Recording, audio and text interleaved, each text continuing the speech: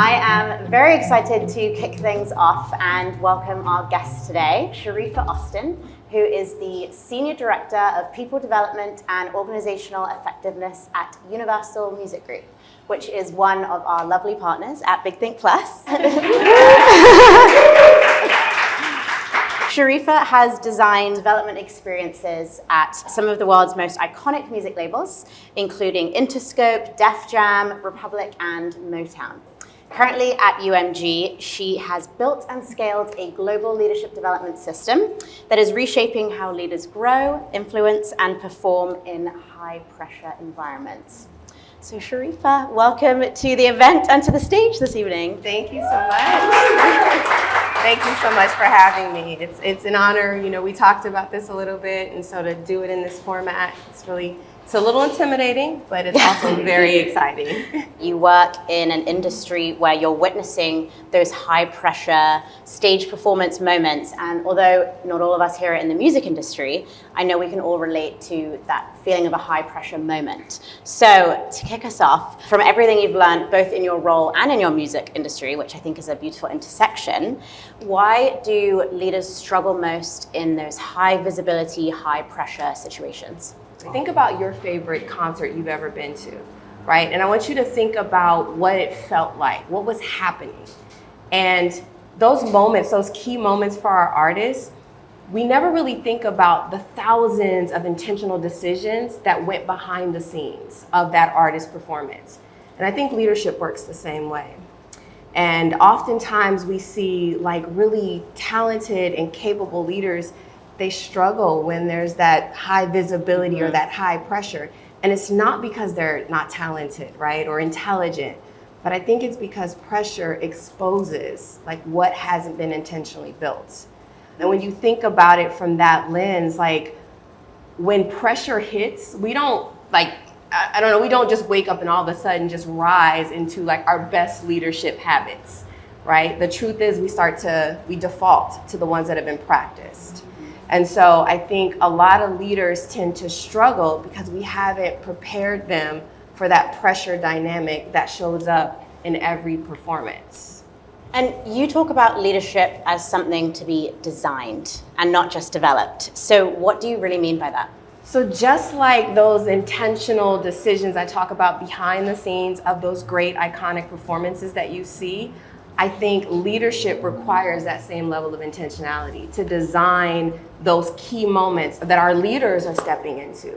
Because honestly, leadership kind of has a performance element to it if you really think about it. And I don't mean performance as like fake or, not being who you are, but in the sense that leaders step into a moment and people are responding to the signals that they're sending. And if you think about it in that way, it's like, we never send an artist on a stage without giving them time to prepare, to rehearse. But for some reason in leadership, we do it all the time, and we just kind of hope it'll turn out okay. And then we think it's weird when it doesn't. But for me, that seems very predictable when you really look at it through that lens. That is so true, and I really want to hear more about how you address that, and leadership development L&D audience here, the framework that you put in place, the good stuff. So what is performance-based leadership, and can you walk us through that framework that you developed to solve this problem? So when you think about performance-based leadership, and as I mentioned, it's really something that's designed to meet leaders in those exact high-pressure moments that we talked about.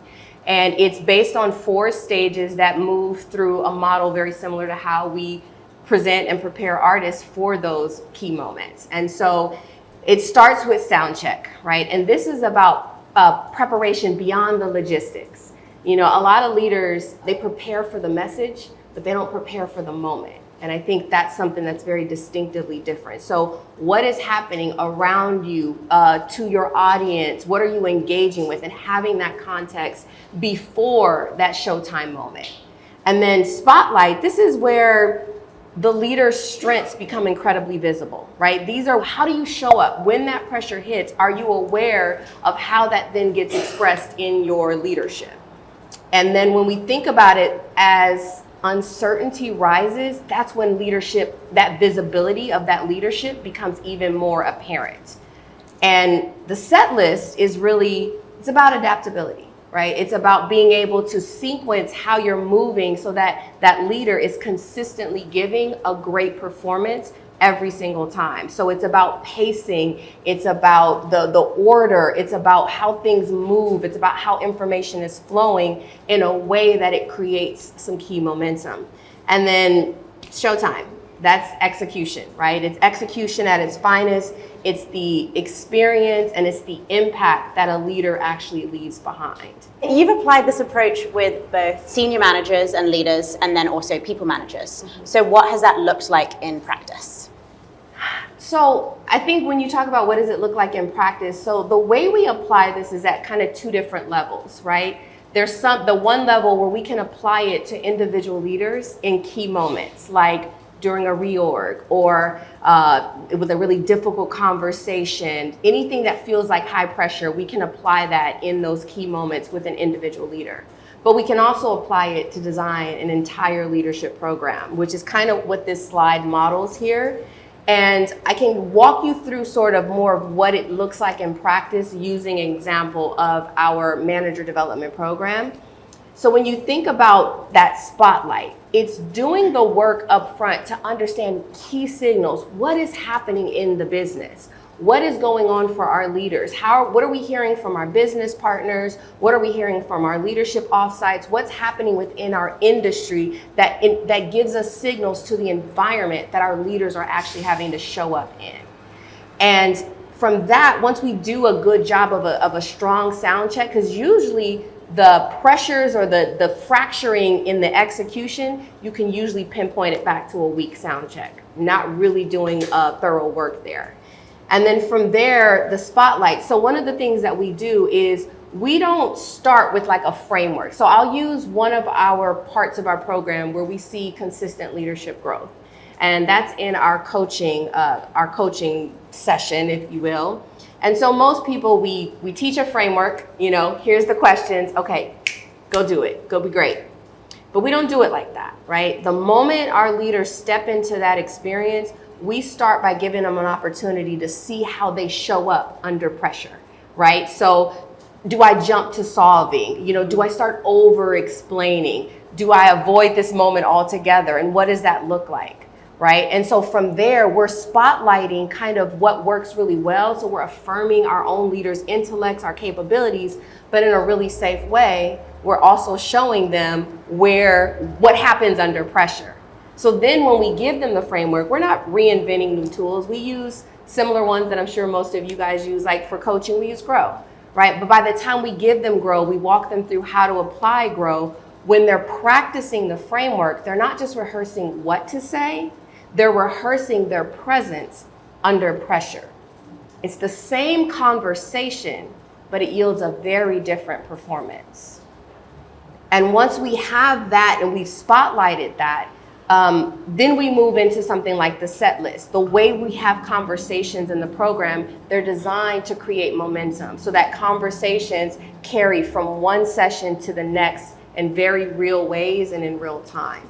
And then, from there, when we talk about that Showtime, this is where most people start with their development, right? In the execution, the most visible moments. But for us, Showtime is actually the result of all of the things we've done before, so that when they go back into those real conditions, there's a little bit of that muscle memory, because under pressure, new habits need safe places to practice, just like with our performers. And this model creates some awareness and creates the intentionality so that leaders can step into those key moments with more confidence around how they're showing up. And I'm curious, as you've rolled this out, have you been surprised by anything across levels or how people are reacting? I think it's fascinating that across levels, it still checks, right? Yeah. So our leaders, whether you're a senior exec or a newer people leader, they're still responding to the same things, right? So the context and the scale of what they're doing and the complexity might be different, but they're all responding to clarity that the program is designed around because we've done thorough sound checks. They're responding to recognition. So that spotlight moment, I can't explain to you how understated that one is, because I think that you guys know the higher you go in an organization, the least feedback you get, right? So when you create a space where you're doing kind of a spotlight exercise in a safe environment where you've already created conditions where people aren't performing and they know this is rehearsal, right? We even have thought about where that particular course is in the series, right? It's very intentional. So by the time we get to something that might be a bit more vulnerable, those connections, that relationship, that bond has already been made. And what I really love about the spotlight one, and I don't care if they're senior leaders or newer people managers, the signal when they come back onto like camera or back into the room, you can tell they feel very validated. They're getting that feedback from their peers, because their peers are like, wow, you did a great job at really listening or doing this or et cetera. So it's a really validating moment for the leaders. And at all levels, that tends to land really, really well. So you get to kind of see that aha moment. Absolutely. And they need intentional practice, repeat, and they also need safe spaces to rehearse their behavior under pressure. The funnest question of them all, how do you measure that success? And I know you have some fun stats to share with us, so I'll let you walk us through this. So we want to make sure, we don't want people to just enjoy the show, right? That's great. But we want to make sure that when they're back in those real conditions, that it really sticks. And so for anyone in the audience that is really in that L&OD world, this is very similar to Kirkpatrick's levels of learning, right? So we look at it in 3 tracks. You know, the first track is, did it resonate? Whatever moment we created for those leaders, did they walk in and immediately recognize this is about me, my team, my reality, right? So that's first and foremost. And if you look at the data, like 92% of our participants see these programs as highly valuable. And I'm going to tell you something, in our industry, that's a hard thing to achieve, because everyone has meetings after meetings, and it's all at the demand and the availability of our artists. So to get their engagement at that level is pretty special. And then track 2 is about the learning application. So what actually happened? Did confidence and capability actually increase? You know, and so we look at that. 85 to 90% of our leaders report actual increased confidence in key areas that we focus on. And then track 3 is probably the most important, the one we really look at. What really changed? How did this behavior actually stick? What happened when people went back on the job? So we're looking for, our leaders able to communicate with more clarity? Are meetings more inclusive, right? So we're looking for those signals. Are coaching and feedback behaviors increasing across the organization? And so the data for us, within 60 days of coming and going through a program like ours, 80 to 95% of our leaders are reporting those findings. And I think what is also most interesting is that none of these things here are technical skills. If you really look at it, what these things and what gets highlighted and bubbles to the top is a leader's behavior under pressure, right? Communication, decision awareness, coaching, all of that has to do with how that leader shows up in a pressure or high stakes moment. And as you talk about those human skills, I want to talk about the people behind these metrics. So do you have a story of a team or an individual where you really saw this working and play out? I think a great example is a leader who, incredibly brilliant, incredibly talented, deeply respected, right? So very smart, very driven. But under pressure, this leader just went into rapid problem solving mode, right? I know we all can relate to that. And when you think about what happens in that, when you're in rapid problem solving mode, their intention is actually positive, right? Speed, to be supportive, right? To get things done. But the impact to the team means that people start bringing less problems earlier, right? Because they already know that this is just going to turn into like a solution conversation versus a collaborative discussion. And so applying this framework with that leader, we don't increase their capability or their competence, but we increase their awareness. So once that leader starts to see how they're showing up in these moments, the behavior switches. They start making more space in the conversation. They start asking more questions before they jump in to solve. They listen a little bit longer, right? And the response from the team is almost immediate, right? All of a sudden, people are speaking up earlier. Collaboration begins to increase. I think even like a sense of ownership across the team begins because and people still, they feel like they're part of solving problems instead of just being managed through them.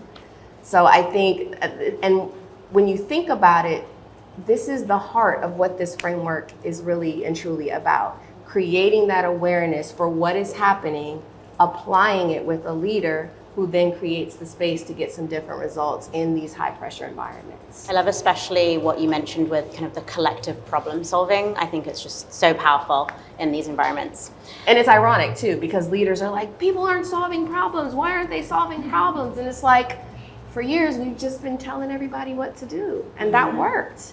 And so that skill set, it hasn't been developed. And remember, I said pressure reveals what we haven't actually intentionally designed and built infrastructure around, practices that are deliberate to be able to create that. So beyond UMG, I don't know if everyone here knows, but they recently won a Brandon Hall Gold Award for this framework. Sorry, 2. I'm so sorry, 2. How could I? So huge congrats and kudos to you and the team. What was a moment when you knew that this framework was working, and not only was it working for you, but it was worth sharing more broadly? I think the whole Brandon Hall experience was actually very affirming, right? Because in truth, we never designed this framework for a conference stage or a podcast, right? Yeah. We designed it in response to a real challenge in our business. And so quite frankly, I didn't know if it would resonate, right? You know, we were just trying to navigate our industry. But what was apparent in that experience was that the people in that room, they weren't necessarily responding to the music industry references. They were connecting to that pressure, right? Because every single person in that room knew what it felt like to walk into a high stakes conversation, or to lead during uncertainty, or try to steady a team when emotions are high and visibility is high. And I think that was something that was so affirming, and it let me know that this wasn't just a music industry thing. This is like a human behavior thing, and there's some legs to this. And so also in the feedback, we were quite popular, is all I'm going to say. You can brag. Here's the stage, please. We were popular, and I feel like people came up to us afterwards and they were like, this is incredible, this is something, it's different, it's like, and it's small stuff, it doesn't have to be big, or maybe we're already doing this piece really well, but maybe we should go back to Soundcheck, or maybe we've got a really great program, but we haven't revisited the content in a really long time to reorchestrate or reorganize the set list to account for how the environment has shifted. Maybe it's the spotlight thing that's the secret sauce for you. Maybe you need to bring that pressure element up earlier into your experiences. And so people were resonating, they were connecting. We actually gave the audience kind of a feel of what we do by giving them a chance to reflect on their most memorable concert, really to connect the concept, right? And the energy in the room just shifted. Because I'd been going to the workshops and they were all good, but they're all one-way conversation, like most leaders do, like most experiences are. So in that room, we broke the norm and did something different, and you could just feel the temperature in the room shift in real time. And like I said, we were our tables and chairs next to us were just never empty, and it was great. It was good to see that people could find value in it. One leader even said, "I've already sent this to my president. We're rolling this out." I said, "Well, wait a minute. You're already in execution. You're already in Showtime." But I loved the excitement around the framework and how it can be applied broadly across any industry. And there was aviation industry, Pfizer, it was like all these very different industries. I don't think there was anyone else in the room that was media or even entertainment. So very kind of left of center way of looking at it.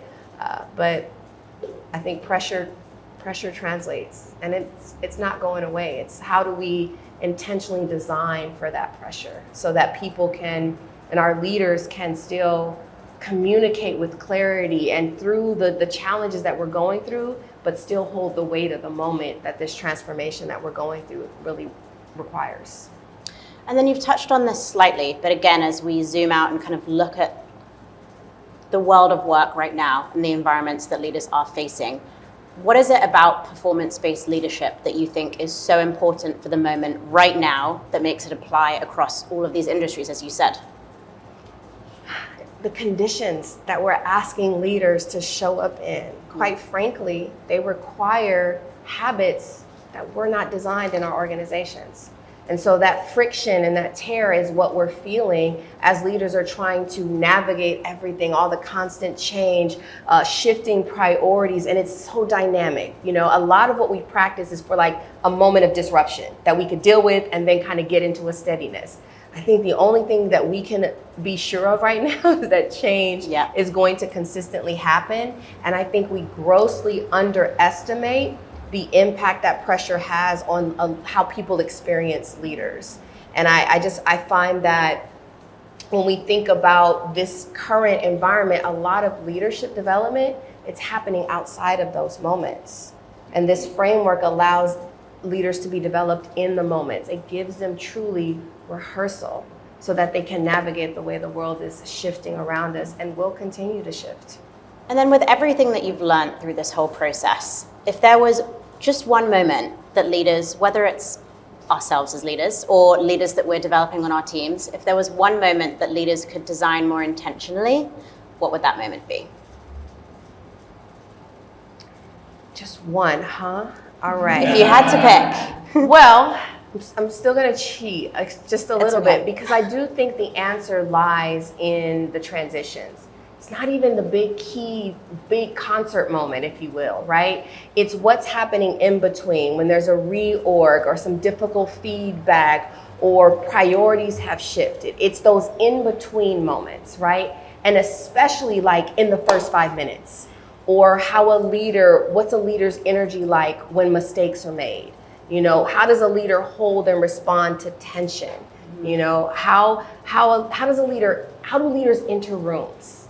How do leaders close conversations? If I were to encourage leaders to start anywhere, it would be to start thinking about how to design those moments and how to be able to have a better performance consistently through those key moments. Because those moments I just described, they shape culture, trust, momentum, way more than I think we give it credit.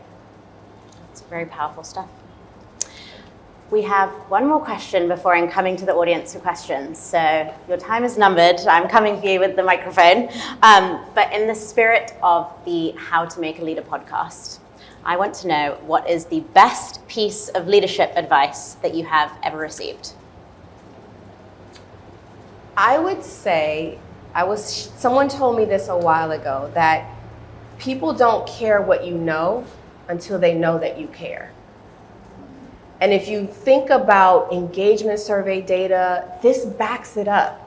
People want to know that they're supported, that they're valued, that they're being considered. And it's often sort of on the side of high performance. And the truth is, again, that thinking is sort of how I've approached leadership development this entire decade I've been doing it at UMG. And I think that care doesn't sit on the side of the performance. I think it's what is the foundation of high performance, especially right now as we navigate so much validity and change. So that advice seems to hold, and it's sort of what went into the design of this and something I think about all the time. I love that, and I heard some murmurs in the audience. I think some other people love that too. You can have that. But with that, who's going to be brave and ask the first question, Sharifa? Do we have a taker? We have a taker on the left. No pressure. Yeah. No no pressure. No pressure. We have enough of that to deal with. Hello, my name is Maddie, and I work for a construction company based in Construction company. Okay. So as many of you could perceive, it's not huge for talent development. So my question to you, because it's very similar or related to artists, you're having to get these individuals to realize that it's important to show that care, but to dedicate the time to rehearse and the level of importance that it takes to carve out that time. In our industry, we're dedicated to building the sexy high-rises on that deadline. How do you convince those leaders that rehearsal, that spotlight and practicing under pressure is worth the time away from the project? And the truth is we're still doing that. You know, we're constantly in the space of showing that, and we go where the energy is. But I would say one of the things that we do, music is a business of buzz. So we find there's always a coalition of a few willing individuals. And if you can get your hands on them, and then they can start to share data of like what's happening, what's changing, because the results of these small shifts that this kind of a program can create, it's immediate. And people are gonna wanna know, what are you doing? You know, what's happening? How are you doing this? And I also think you gotta meet your environment. There's a different appetite depending on the industry, and you gotta meet your environment where it's at. I know in the early days, a lot of the thinking around how we were gonna roll out development was still rooted in those traditional experiences. Get the leaders away for a couple days and do this, and we had all these ideas. None of that was ever able to get off the ground. And so what we do now is a very modified version that's low risk, low investment, high yield impact. And so we do 90-minute virtual sessions, and we make those 90 minutes count. And we know there's something to it because people are showing up like on their vacations. That is not a requirement or an expectation. But their camera will come on and we'll see like tropical trees, and I'm like, Jason, where are you? And he'll like share, and I'm like, dude, like this is not, you don't have to be here, but they feel like they're missing something. There's something that they want the conversation. So you have to figure out what that sweet spot is for your organization. Move away from traditional models. When people tell me they can do whole days with their leaders, I'm flabbergasted. And then they're like, well, we can do a half day. I'm like, that doesn't work either. You got 90 minutes, figure it out. Maybe 2 hours if you're a really good facilitator, but that's it. So find that sweet spot, and how can you do it, and then figure out how to do it at scale. Thank you. You're welcome. We have another taker.